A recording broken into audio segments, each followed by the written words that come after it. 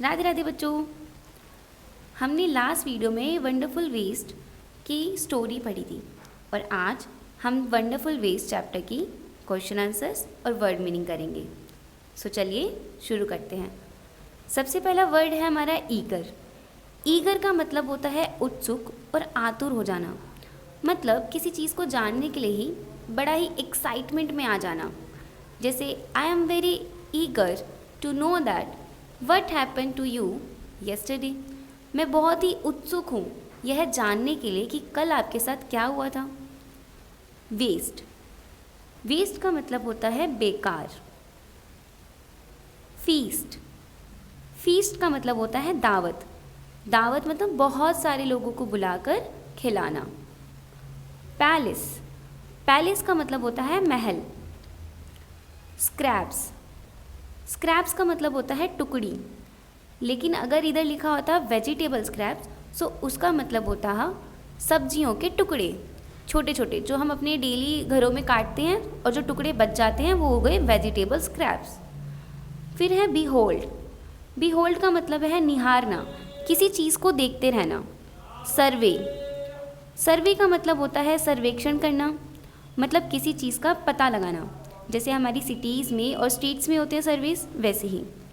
Sternly, sternly का मतलब होता है कठोरता से।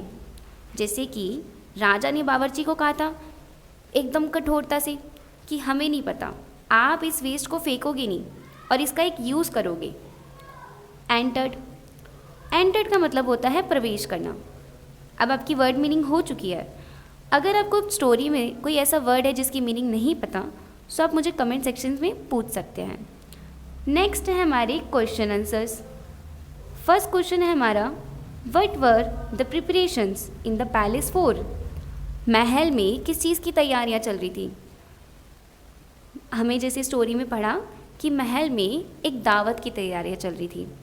There were the preparations for a grand feast in the palace. Why did the maharaja go into the kitchen in the afternoon। महाराजा kitchen में क्यों गए थे दोपहर में। सो हमें पता है कि वो सर्वे करने के लिए गए थे किचन में कि डिशेज तैयार हो चुकी हैं या नहीं। The Maharaja went into the kitchen in the afternoon to make a survey of the dishes being prepared for the dinner। What had the cook planned to do with the vegetable scraps। जो बावर्ची है वो क्या सोच रहा था, मतलब उसने क्या प्लान करा था कि वो सब्जियों के टुकड़ों से क्या करेगा। सो सबसे पहले उसने ये सोचा था कि वो इन सारी सब्जियों के टुकड़ों को फेंक देगा, बट आगे चल के उसने एक नई डिश इन्वेंट करी थी।